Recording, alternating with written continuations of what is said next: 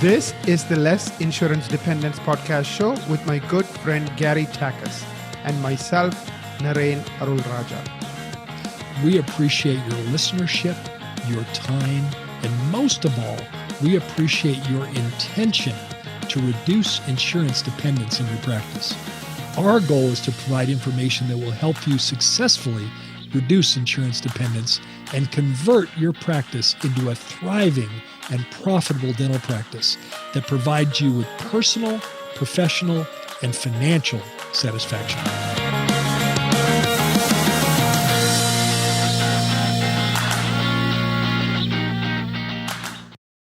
Welcome back to another episode of the Less Insurance Dependence podcast. Today we are talking about something that's on everyone's mind: artificial intelligence.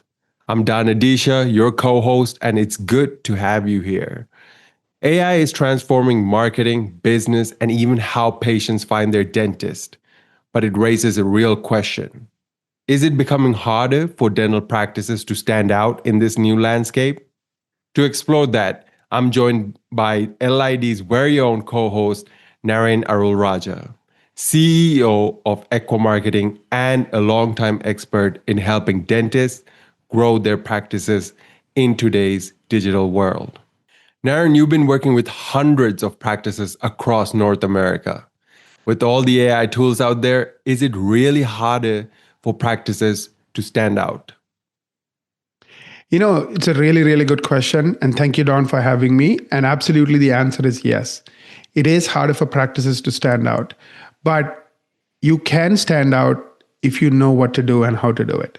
So I guess like anything else, anytime there's great change comes great opportunity. So this is a time where the smart practices can take advantage of this wave and, thrive. And then the weak ones would dive. And I'll tell you what the core problem is.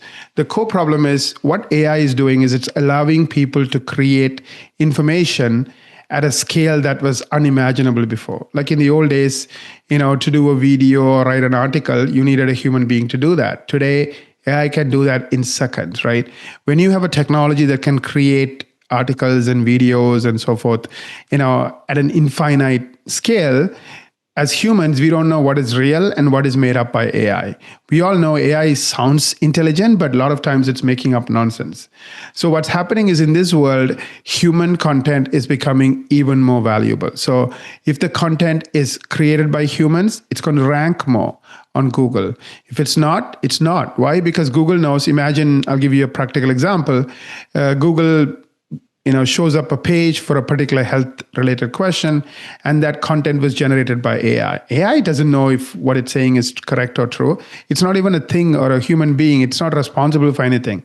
So it makes up some nonsense, and somebody reads it, follows the advice, and somebody dies, worst case. Now, Google is going to get liable, right? Now, Google can't hide behind and say, well, we made a mistake. People are like, you're Google, you can't make mistakes. So on the other hand, imagine the same content was written by a doctor. Right? Now Google can say, you know what? I didn't say this. This is a board certified doctor who said this. So Google actually, and most people who are controlling the internet like Google, they are focusing more on saying, you know what? We are going to emphasize and show human content more so than, AI generated content. So I think the key lessons here is, there is a time and a place to use AI. Like, for example, if you're creating social media graphics, perhaps you could use AI. But if you're writing an article because you want to rank on Google, don't use AI. A, you won't rank. And B, if you did use AI and it says the wrong thing, you are the one who's liable because it's on your website. So you have to really know when to use AI and when AI becomes a problem itself.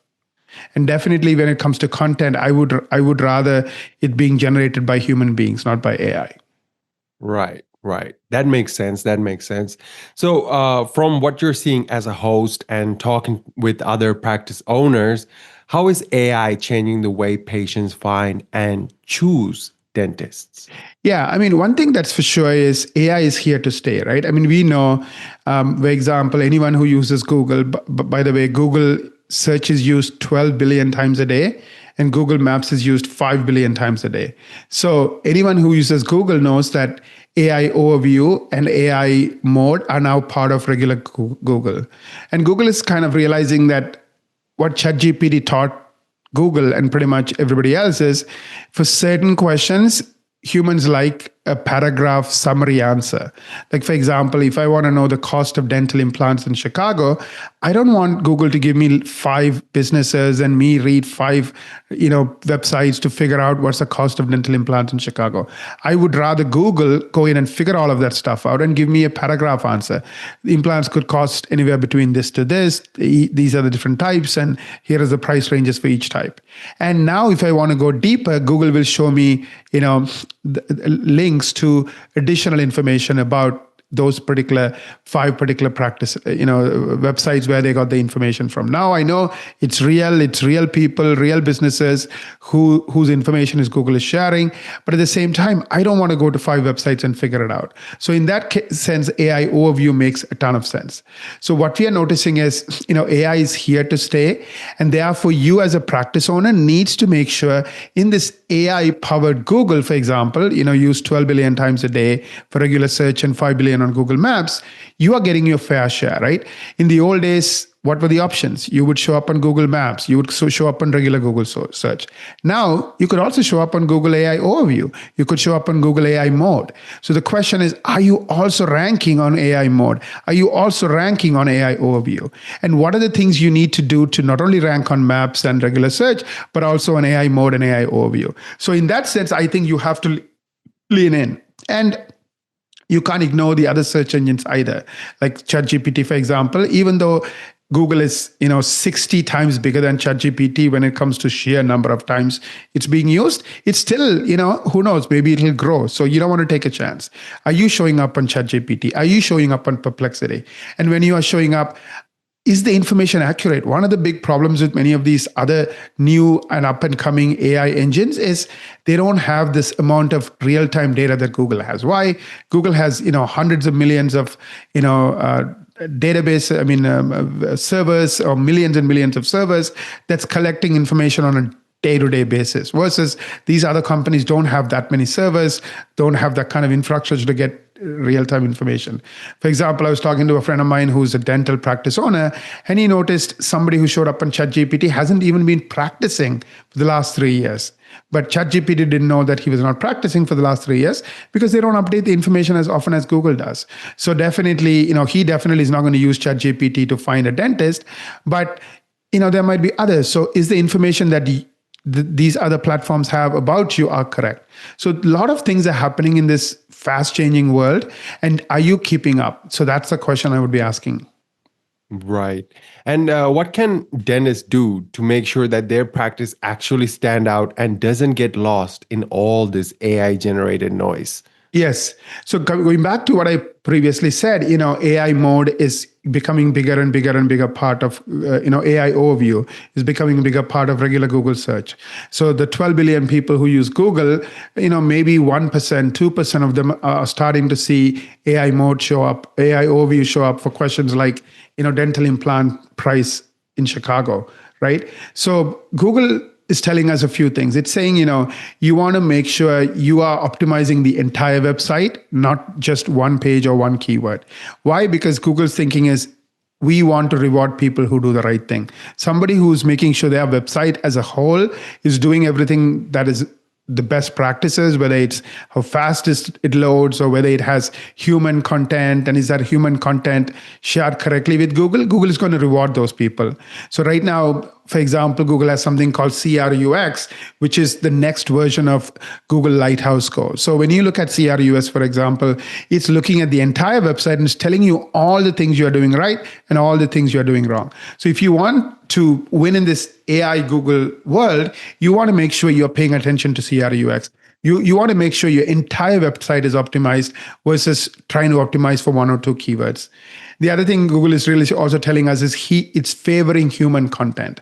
It's not favoring AI content. So make sure all your pages are written by humans and it's linked to the associated doctors. So for example, you have degrees from a particular university, include that in your bio, because Google wants to double check and make sure the content that they're going to float or show to their users is tied to a qualified professional.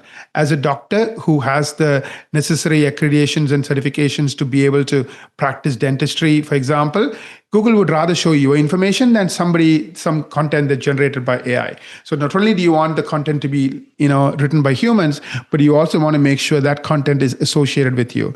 So one of the questions I get asked is, I always take continuing education. Should I go for name brand education, or should I go for, somebody's doing a certificate? I really think this is a time where name brands are starting to make more of a sense. Like, for example, if you get some kind of an extra certification or qualification with a entity affiliated with the university, a real university, that's going to mean more to you versus just somebody doing a weekend course and that person is not affiliated with the university. So name brands that Google knows and trusts are becoming more important when it comes to these extra qualifications you're getting. So that's just a tip for anybody who's thinking about CE.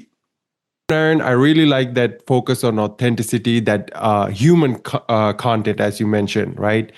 But with everything dentists are juggling, insurance, staff, patient care, how realistic is it for them to keep up with all this digital evolution? This is good news, bad news. The good news is you need a partner who you can trust, who really knows what they're doing. I mean, in our company, we have 300 people and we have 14 teams just working on all of this thing called AI search or regular search. So you want to make sure you are backed up by a team that has a lot of depth and a lot of specificity, because things are a lot more complex than they have ever been. So you need that strength behind you. And also at the same time, you as the owner needs to understand what's important. For example, the two key lessons I was trying to impart today is, make sure it's human content, make sure your bios are linked correctly, and make sure you're not focusing on one keyword or two keywords, but rather the entire website using tools like CRUX. So you need to know what matters, and you need to make sure your marketing company that's sophisticated, that has a large team of experts, is able to do all the things that's you need to do to dominate in this AI search world. Still, the foundational things haven't changed.